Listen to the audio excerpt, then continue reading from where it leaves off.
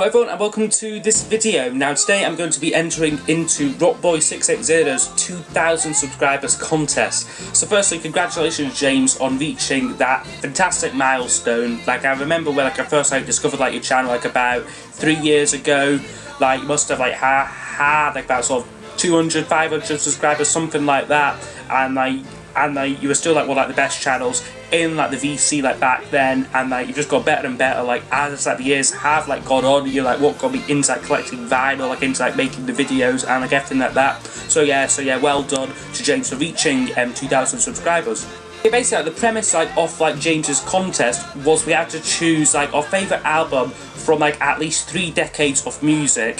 You can do more than that as well. I'm going to do 4 in this video, but I've seen people do ones where they go right from the 60s right up to the present day, the 2010s. Now I was considering doing that, but I reckon that my choices for the more recent decades, they would all just be older artists anyway, and there's no real point in me trying to argue that something Memory Almost Full was the greatest album of the noughties when it clearly isn't.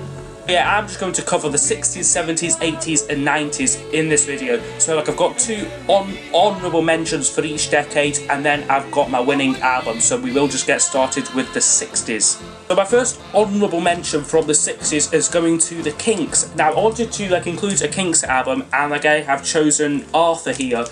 Probably the best album for me, certainly the most consistent song quality wise. I mean, we've got some brilliant stuff like Victoria, Yes or No Sir, Some Other Song, Australia, Shangri-La. I really think this is a really fine album. Probably I know that a lot of people go straight to Village Green Preservation Society, which is also very good, but I just think this is a little bit more consistent, a little bit more focused than the album. So yeah, the Kinks' Arthur would be my first honourable mention for the 1960s. Second one I am going for is the Beach Boys and Pet Sounds, an album what I really love. I'm not a massive fan of the Beach Boys. The early singles were alright, but they were nothing more than fluffy pop songs really. The later stuff doesn't really get all that much acclaim and that. But this album is just fantastic. It really, Brian Wilson got it so right, on here. The arrangements are brilliant, and the songs are great as well. We've got classics like Would It Be Nice and God Only Knows, along with some more slightly lesser known stuff, just You Still Believe in Me, which is brilliant. I'm Waiting for the Day. Here Today, I love that one. I Just Wasn't Made for These Times is a brilliant song as well. So I love this album to bits. It is the Beach Boys' Pet Sounds as my second honourable mention. So now my favourite for the 60s. Now this probably isn't going to be much off a surprise, because I have said that this is my favourite album of all time, and I can still stand by that. It is the Beatles' Revolver. So yeah, what more can I say about this classic? Yeah, there's just so consistently good, so much variety, in terms of sort of genres and styles and that. And for me, this was where the Beatles they really changed gear on this album. They were moving away from sort of their earlier stuff. Now people cite Rubber Soul as that being the point where the Beatles sort of became sort of psychedelic or more mature as songwriters. But for me, this was where it happened. Revolver, just a brilliant album. So much different music on here. We've got Taxman, Eleanor Rigby, Here, There and Everywhere, She Said is an underrated favourite of mine. Tomorrow Never Knows, the closing song's brilliant. For No One, Good Day Sunshine, just every song on this album is just fantastic. So yeah, the Beatles' Revolver is my favourite from the 60s. 70s now, first honourable mention goes to a solo Beatles album, Band on the Run by Paul McCartney and Wings. So yeah, brilliant album here, very consistently great throughout. McCartney's finest as far as I'm concerned. I just think that he managed to write some brilliant songs on this album, and as well he plays most of the instruments himself. I know that Denny Lane does a little bit of guitar work on here. Linda really hadn't mastered keyboards by this point in time. So it really is mostly Mr. McCartney playing all the drums, the bass, the majority of the guitars and whatnot. So yeah, just a fantastic album, so well produced, and so many great songs as well, Band on the Run, Jet, Let Me Roll It, Picasso's Last Words, 1985. Yeah, brilliantly consistent album, and for me, McCartney's finest album. second 70s honourable mention now goes to ELO and their album A New World Record. Really great. Again, they're so consistent. Jeff Lynne really, God, the glare on this is atrocious, but yeah, you can almost see that track list in there. We've got stuff like Tightrope, Telephone Line, Living Thing, Shangri-La Do Ya. Brilliant piece of work here. Very consistent. I think this got like definitely inside the 90%. I think about 92-93%. Like when I reviewed this. So yeah, a really fine album here. My favourite for the 70s now comes from 1971, and it is the Who's Next. For me, this is rock music at its finest. This album, they do use synthesizers, yeah, on this album, but really to great effect. Like the owner, like Baba O'Reilly, just makes such a great use of it, and they're still really rocking songs as well. So like Bargain, My Wife's Song Is Over, Getting in Tune's great as well. Behind Blue Eyes is just a gorgeous song, and then of course The Closer Won't Get Fooled Again is just a classic track. So yeah, fantastic album. The Who's best album for me. Nothing can beat this for me. Like in like my opinion, definitely within my top 10 albums of all time is Who's Next.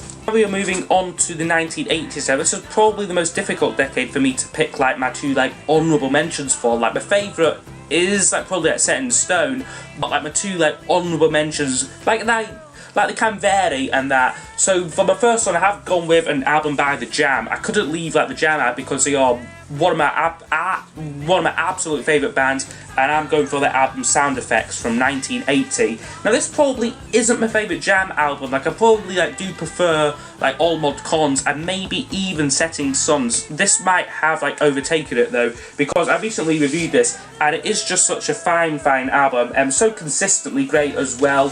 No real bad songs. Like I'm not a biggest fan of like Set the House Ablaze, or well, I think that's it really, or like Dream Time as well, like isn't up there for me in like the Jam's classic songs. But what an album though.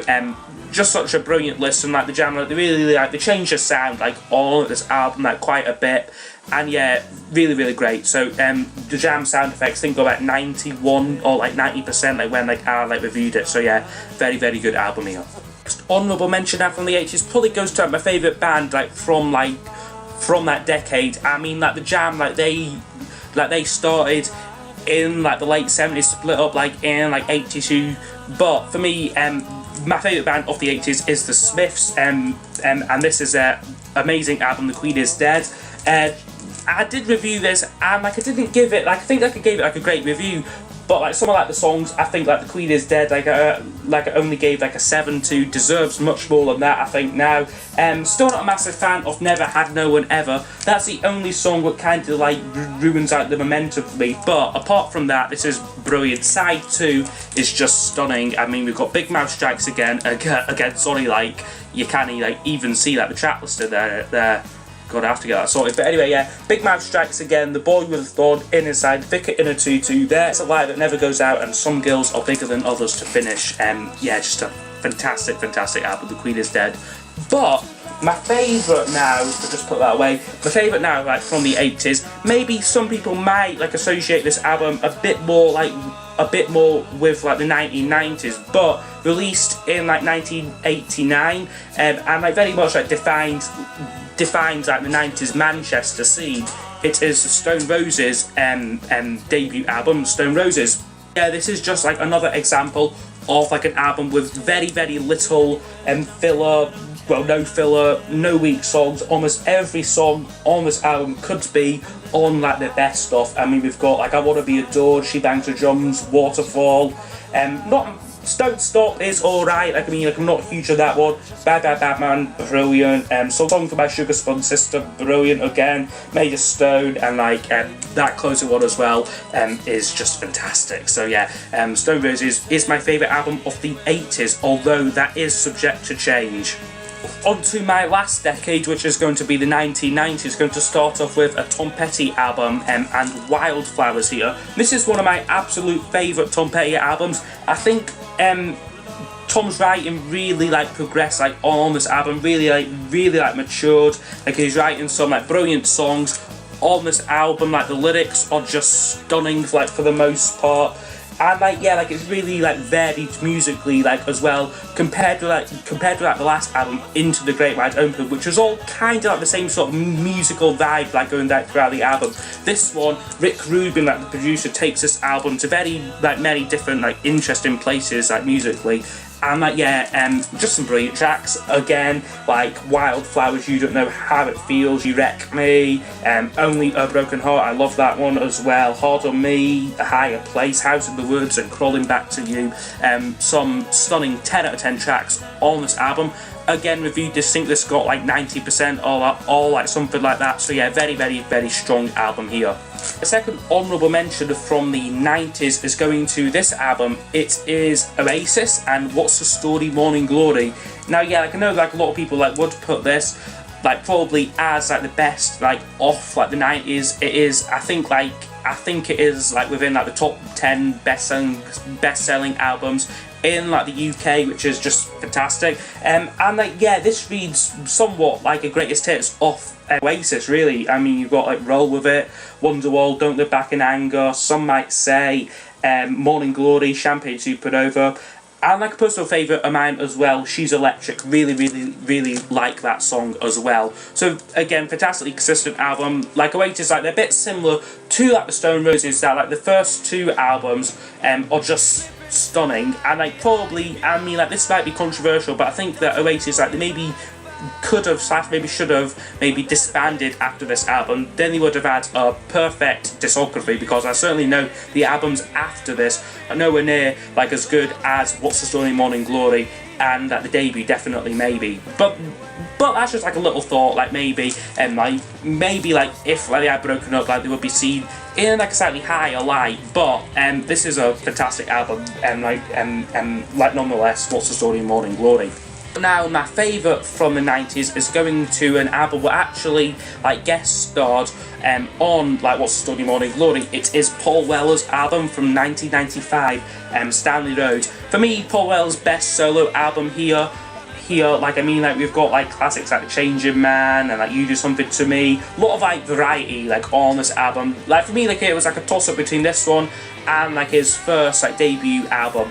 And that debut like one, like it's a lot more sort of soulful, a little bit more jazzy like in places. Whereas this, we have got a lot of variety like on it. We've got some rockers like The Changing Man, Woodcutter's Son, Whirlpool's End. We've got some slower ones as well, such as Broken Stones and You Do Something to Me, like Wings of Speed, and some slightly more sort of like slightly different songs as well, like Porcelain Gods and like Stanley Road and that. So yeah, some fantastic stuff. Kind of about the album, like what would define like Weller's solo career, would become like his best-selling solo album and that. So yeah, fantastic album here, Stanley Road.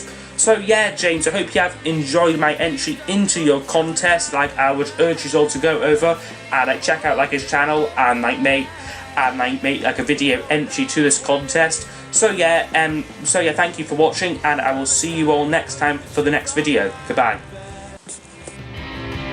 'Cause you said the brains I had